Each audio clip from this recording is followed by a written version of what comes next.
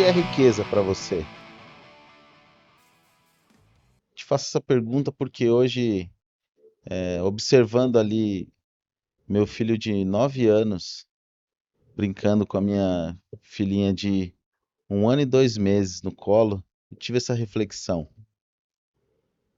Olhei para eles e pensei o lugar onde eu estava algum tempo atrás, e um cara improvável como eu, e o que eu consegui construir.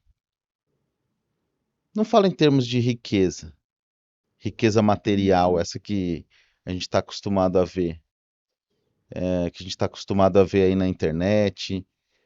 Tem muitos bons cases de gente que teve riqueza cedo, outros teve riqueza rapidamente, muitos de forma realmente impressionante.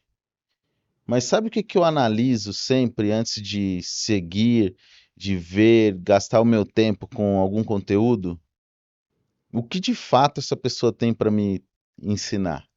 E aí, eu, diante dessa reflexão dos meus filhos, eu pensei naquela frase que muita gente fala. Tem muita gente que é tão pobre que a única coisa que ela tem é dinheiro. E isso norteia as minhas decisões. Para quem eu vou dar a minha atenção, para quem eu vou me relacionar, para quem eu vou aprender com elas. Se elas não têm o mesmo estilo de vida que eu, se ela não tem o mesmo propósito que eu, dificilmente eu vou querer ouvi-la. E por que que eu sou um improvável? Certa vez eu conversando ali com minha esposa acaba sendo a minha terapeuta. Acho que para todo mundo a esposa tem um papel desse, se a sua não tem, enfim, vocês precisam alinhar para que ela tenha esse papel, né? O papel da mulher é uma opositora idônea. O que que é essa oposição? É uma oposição do bem, onde ela vai te confrontar, ela vai te ajudar para te levar para outro nível. Mas quando a gente estava tendo essa conversa, e ela é de fato, ela é bem treinada, assim, é uma terapeuta, e minha principalmente. E a gente conversando, descobrimos algumas coisas sobre mim que nem eu lembrava, nem eu sabia. E por isso que eu digo que, ao mesmo tempo que eu sou um improvável, eu sou um vencedor.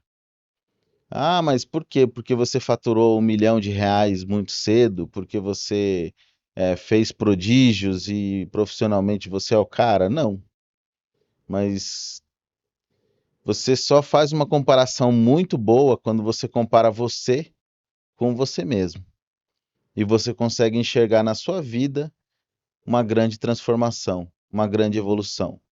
E eu consigo ver na minha, até porque nessa conversa a gente descobriu não, eu me lembrei de uma situação em que minha mãe veio me pedir perdão porque ela tentou me abortar. E aquilo, depois de 40 anos, estava refletindo na minha vida, aquela situação. E eu descobri, através de, de um ensino muito profundo, um conhecimento muito profundo que eu fui buscar da minha pessoa, de como a gente funciona, eu descobri isso. Que aquelas coisas que eu sequer tinha consciência estavam impactando a minha vida. E eu tinha que ressignificar isso. Então, o que que eu fiz para ressignificar isso? Tive que.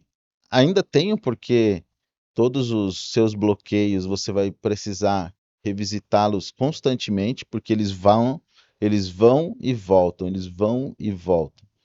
E toda vez que você estiver diante de uma circunstância muito importante de mudança ou algo que vai impactar a sua vida, ele vai voltar e você vai ter que tratá-lo de novo, de outra forma e de outra forma, até que você não tenha mais reflexos disso. Então, Por que que eu falo que eu sou um vencedor?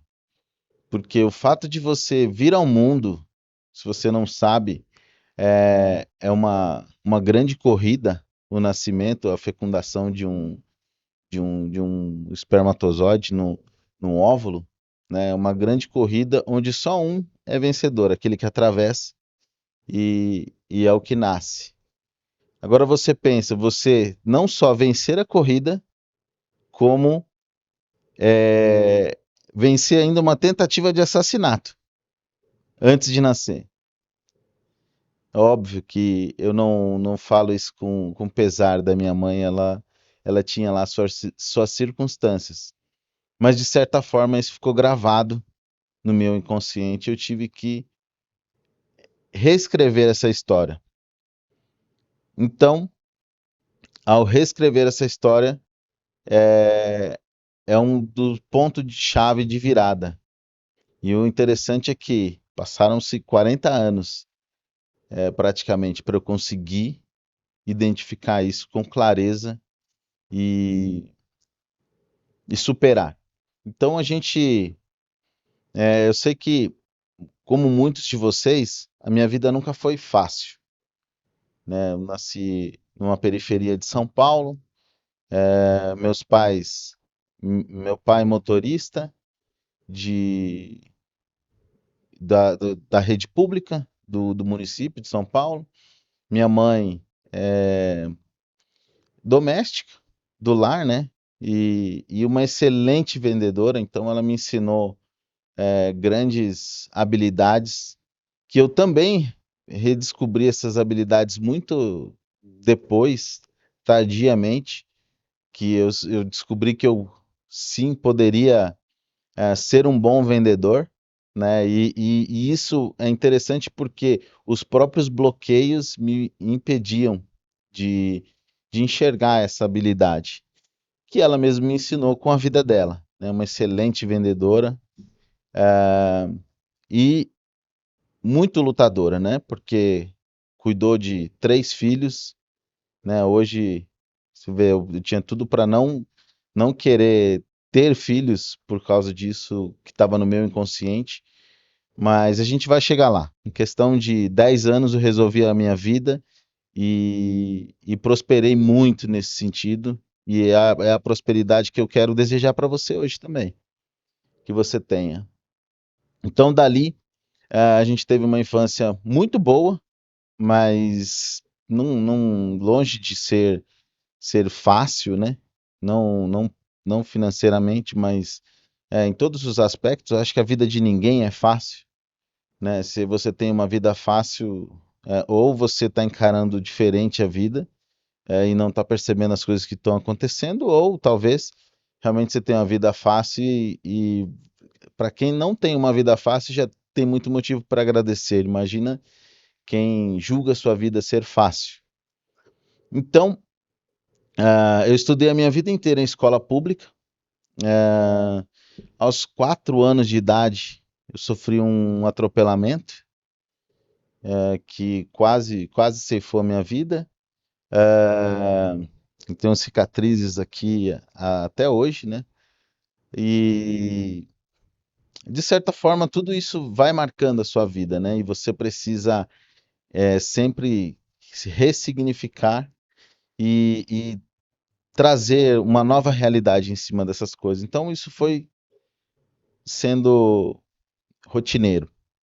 Mas tudo fluiu bem, né? A gente evoluiu e, e começou, enfim, a gente vai se esquecendo das dificuldades da vida, vai trazendo novas experiências e aí por um grande período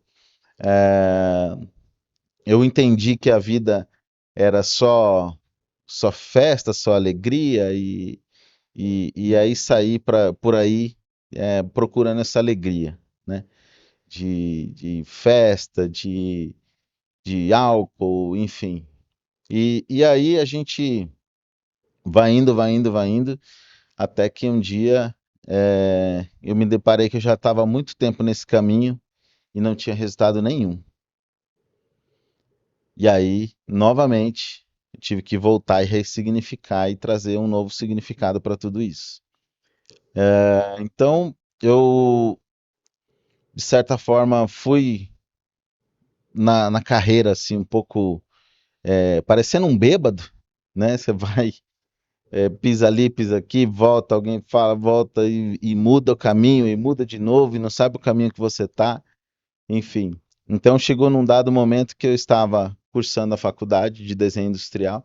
É muito interessante essa questão da faculdade. É, eu fiz faculdade no Mackenzie, Universidade Presbiteriana Mackenzie. Aí você deve falar, pô, mas você falou que tinha dificuldade financeira e fez Mackenzie. Peraí que eu já vou te contar essa história. Então, ah, eu, como eu disse, eu sempre estudei em escola pública, então nem sempre eu dei a devida atenção pro estudo, e aí em algum momento isso vai ser cobrado, né? Cobrado de certa forma, porque muitas vezes você não aprende a aprender. Você simplesmente vai na escola e faz uma lição, né? Porque a partir do momento que você aprender o que é aprender, né? Você não precisa, você perde as amarras, né? Você consegue a partir dali, você consegue aprender o que você basicamente hoje com a internet, com o que tem disponível, basicamente você aprende o que você quiser. Já era assim com os livros, né? Eu descobri ainda na faculdade isso. Mas olha que interessante, eu tive a minha vida toda assim foi pautada um pouco no lado artístico, né? Quando eu tinha ali seus 9, 10 anos, ainda na escola, eu, eu entendi que eu tinha esse talento para o desenho, e ali eu fiquei durante muito tempo. Fui até grafiteiro de caderno, né? Eu não grafitava mesmo, mas gostava muito da arte do grafite. E olha que interessante, ali eu descobri a habilidade que norteou a minha vida toda, né? Muitas vezes você, em uma circunstância onde você não sabe o que que você está fazendo ali, você acaba descobrindo isso. E foi na escola, né? Muitas vezes ali deixando de fazer a lição para fazer um desenho, que eu descobri isso. E surgiram várias oportunidades até antes de eu chegar na faculdade por conta disso. Fui fazer um curso na época de serigrafia. Olha só que hoje é tudo digital, né? Hoje você coloca lá numa máquina e sai uma estampa. Mas ainda tem, né? Muito disso. Isso foi em 99. Fiz um curso de serigrafia ali, eu aprendi alguns softwares e algumas técnicas. E dali, olha que interessante, tive uma oportunidade muito forte que teve um projeto onde a gente fez uma exposição de pintura no Museu da Arte Moderna, no MAM de São Paulo, e uma pessoa muito influente estava ajudando ali aquele grupo, né? Que teoricamente eram jovens da periferia, né? E eu estava ali entre eles, e eu tive a oportunidade de fazer um curso de pintura num dos mais renomados museus de São Paulo.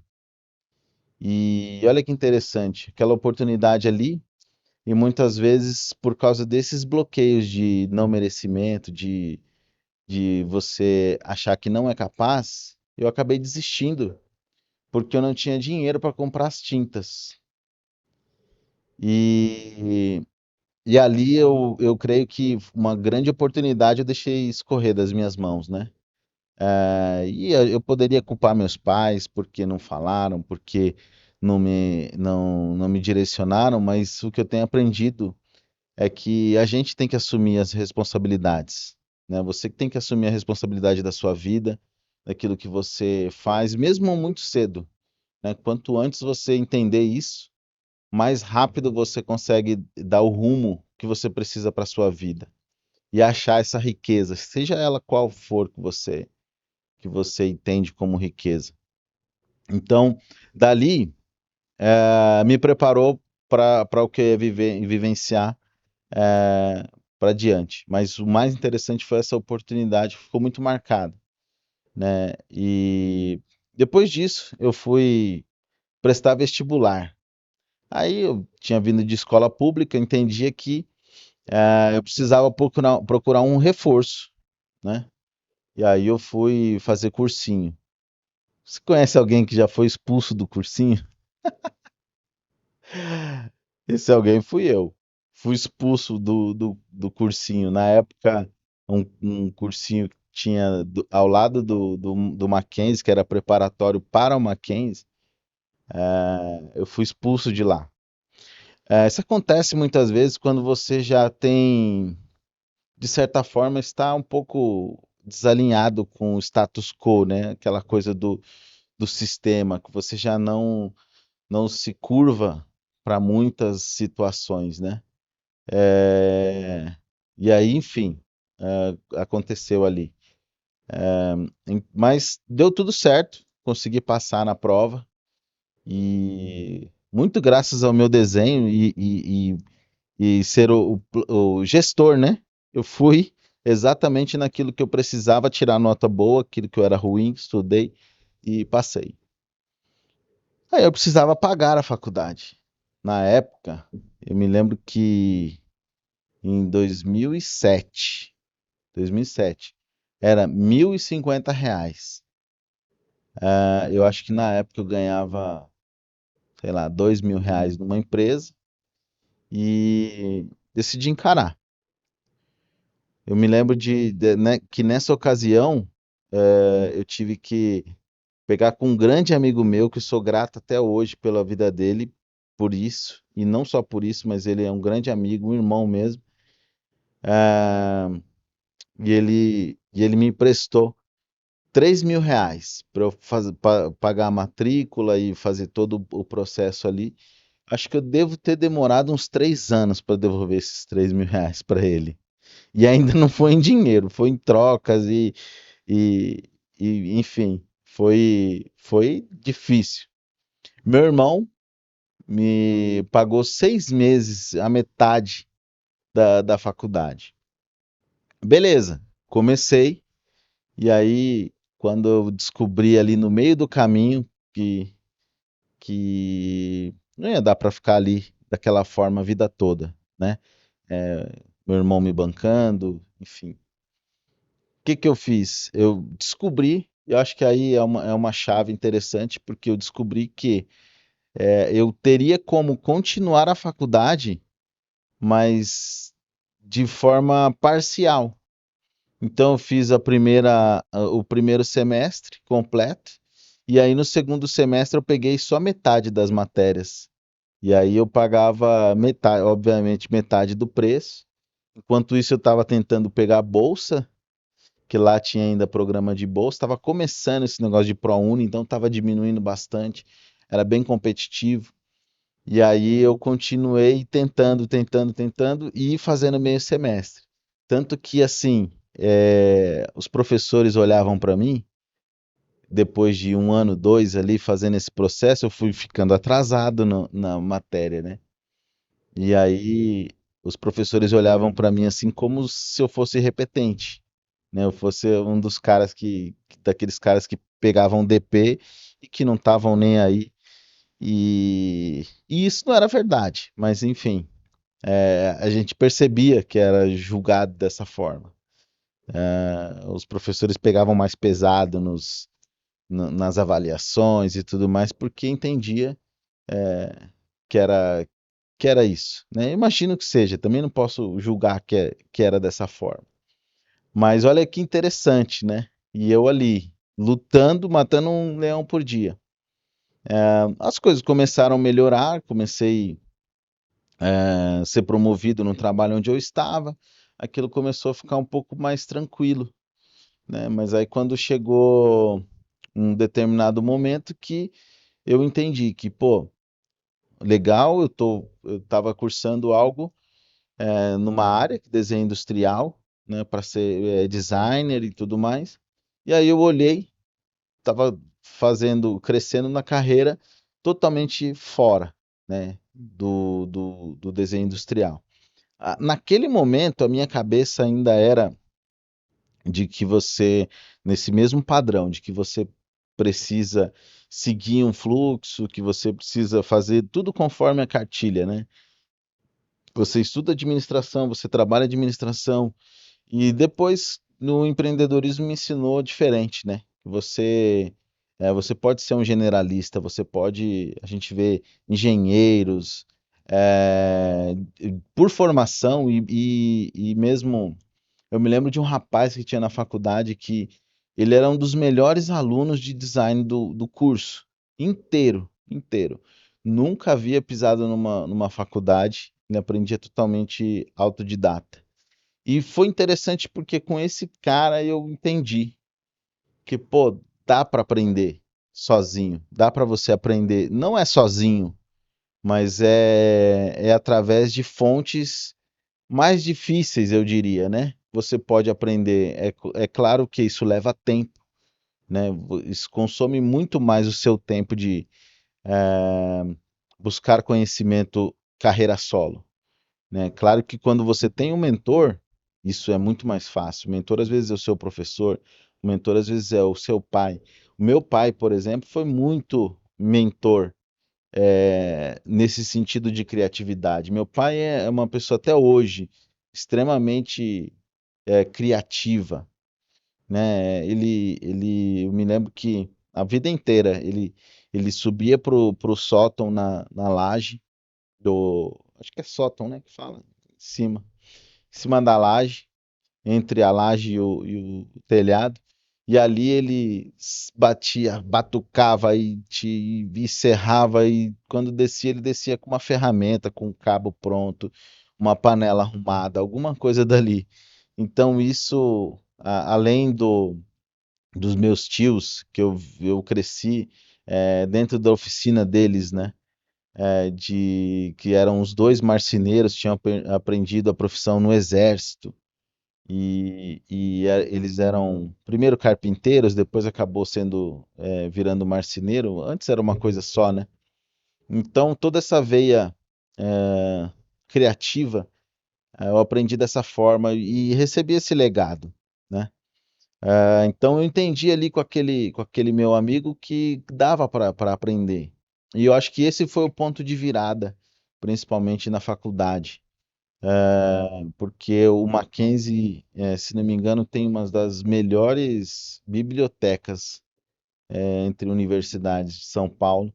E, cara, eu comecei a entrar ali para aquela biblioteca e ler diversas coisas e tinha a oportunidade de levar o livro para casa. Então, ali eu comecei realmente traçar um ponto de virada, né? E através desse autodidata. Isso me preparou realmente para a vida, porque eu comecei, de fato, trabalhar muito essa questão de aprender sozinho, de estudar sozinho, de decifrar, de fazer engenharia reversa, né? E, e hoje isso, obviamente, né? Se você não tem esse tempo para gastar, investir como eu investi, em descobrir as coisas, é muito melhor que alguém te conte, né? Então, dado isso, a faculdade teve esse papel importantíssimo e o segundo papel mais importante foi que eu entendi que o design, a disciplina do design, ela é uma disciplina de projeto, né? O que que isso significa? Significa que quando você tem uma rotina de projeto, você tem etapas, né? Você divide as coisas em problemas. E isso é basicamente uma lógica para você resolver qualquer coisa, né? Desde você estruturar um conteúdo como esse, até você projetar um míssil. É o mesmo processo, né? Quando você entende esse processo, tudo fica mais claro, porque você consegue organizar sempre em cima desse projeto, você consegue montar, independente do grau de dificuldade dele. Então isso foi o ponto-chave. Mas aí voltando para minha vida como um todo, chegou o momento em que eu comecei ter essa guinada, ao mesmo tempo eu resolvi na minha vida, cara, tô ficando já mais velho. Na época, 26 anos, essa ficha me bateu assim. Eu entrei na faculdade mais tarde e a ficha me bateu assim, um tapa na cara mesmo. E eu entendi, cara, eu mudar, preciso mudar a minha vida.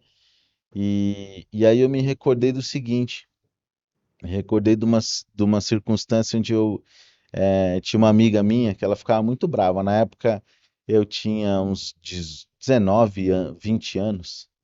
E aí eu falava pra ela, eu dava carona, a gente trabalhava em Cotia. Eu comecei a trabalhar muito cedo, né? Desde dos 15, 16 anos. Eu entreguei jornal à noite com 16 anos. Imagina isso hoje. Acho que meus pais iam presos. Trabalhei entregando folheto em supermercado, em loja, enfim, um monte de coisa. Mas eu me lembro que nessa que a gente ia até Cotia, eu dava carona para ela. E um dia eu falei, né? Não, mas, ô, Márcia, fica tranquila, que com 30 anos eu vou para a igreja e vou casar com uma irmãzinha. Que na época, eu era perdidinho, né? E aí ela ficava brava porque ela tinha na época acho que 31 anos, 32 anos. E, e aí ela tirava mó sarro de mim. Mas aí você vê, hoje eu sei que eu estava co-criando isso, né? Eu estava criando essa situação, porque hoje eu entendo, né? Que quando você mentaliza e você consegue enxergar e você sente aquela situação, você cria, né? Então eu criei basicamente essa situação. Quando eu me casei, eu tinha exatamente faltando um mês para completar 30 anos. E eu tinha me convertido um ano antes e conheci minha esposa nesse meio tempo, dentro da comunidade onde a gente frequentava. E daí, 2 anos a gente estava casado. E aí começou toda essa transformação. Ah, um ponto muito interessante, né, de tudo isso é que, inclusive, a gente, antes de casar, né, a gente fez tudo certinho, né? Eu já tinha, enfim, me convencido de que o caminho que eu seguia não era o melhor caminho. Eu resolvi seguir o caminho que a gente estava aprendendo na ocasião. E aí a gente fez todos os exames de pré-nupciais, né? E eu me lembro que um médico falou para minha esposa assim: olha, ela tinha um, um cisto, né? Um mioma. E o médico falou para ela assim: olha, eu acho que é melhor você comprar um cachorrinho, porque você não vai conseguir ter filhos. E aí, nessa situação, novamente, a gente precisou cocriar. Ela até falou: nossa, mas você vai querer casar mesmo assim? Eu falei: não, isso daí não é verdade. Tá longe de ser uma verdade isso daí. A gente vai sim casar, a gente vai sim ter filhos, né? E assim a gente casou, aí rapidamente ela ficou grávida, e aí a primeira gestação ela abortou. Ela teve um sangramento, teve enfim, uma circunstância de sangramento e perdeu esse filho. Aí veio novamente na mente, né? Aquela questão de rejeição e tudo. Mas a gente bravamente combateu isso. Ok. Ah, passou-se 2 meses, a médica falou que ela tinha que esperar 4 meses. Passou 2 meses, ela estava grávida de novo. Aí dessa vez deu tudo certo. Foi o nascimento do Miguel. Ele nasceu dia 23. de janeiro de 2015. Ah, e aí ali a gente foi seguindo. Depois de 3 anos a gente teve a nossa filha, a Lavínia. E aí depois aconteceram diversos acontecimentos, né? Alguns bem trágicos, né? A gente, meu filho teve um diagnóstico de leucemia, mas antes disso, minha mãe teve problemas muito sérios do coração e, e ela ficou assim internada muitos meses, até que ela veio a falecer assim, uma morte muito dolorosa, muito sofrida, né? E depois de 6 meses, meu filho teve esse diagnóstico. E aí a gente se deparou novamente com a gente ter que ter muita força e controlar muito, né, os nossos pensamentos e tudo, porque quem teve essa experiência sabe, a gente, e ainda mais por ter tido antes essa situação com a minha mãe, para mim ficava muito latente aquela coisa de, putz, mas será que vai acontecer de novo agora com meu filho? E a gente tinha que combater isso todos os dias. Todos os dias a gente tinha que cocriar e, enfim. E de fato, é um tratamento muito pesado, então tem horas que você olha e você pensa, putz, será que vai aguentar? Mas a gente tinha que, não tínhamos outra opção, a gente tinha que lutar contra isso todos os dias. Então, passou, graças a Deus ele ficou muito bem. Nós engravidamos de novo, já era a quarta gestação, e aí foi bem ali no meio entre o Covid e não sei o quê. Ah, e aí, o tratamento do meu filho, aí a bebê com 5 meses parou de bater o coração. A gente teve que fazer um parto ali, né? Uma coletagem, tirar o feto. E aí foi bem traumático também, né? Porque ela teve que fazer esse parto, e assim, era o parto do nosso bebê, da nossa bebê morta ali, né? Então foi bem traumático. E aí, se não bastasse, depois de algum tempo, a gente também perdeu meu irmão, enfim, de uma forma bem dolorosa também. Mas tudo isso faria com que, em qualquer circunstância, que a gente esquecesse do nosso plano, né?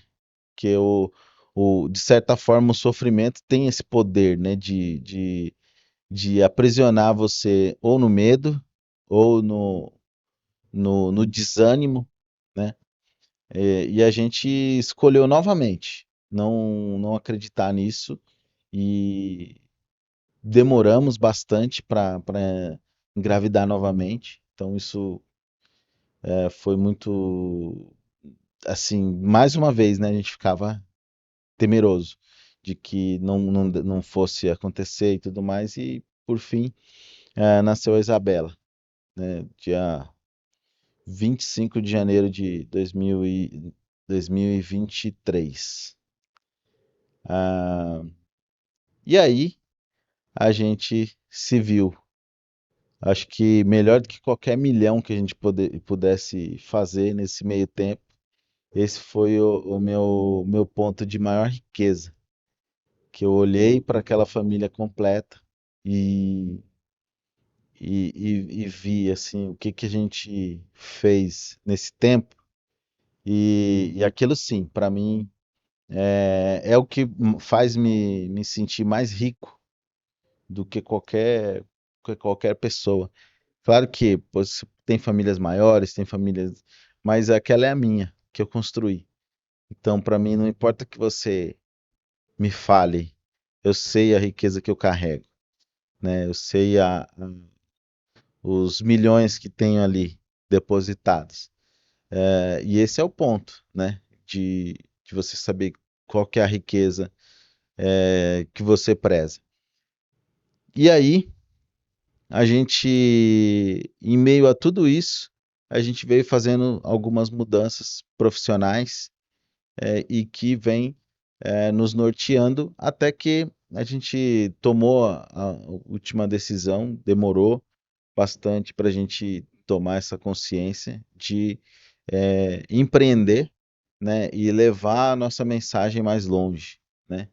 A gente sabia que o fato de estar ali atrelado a uma empresa, a uma,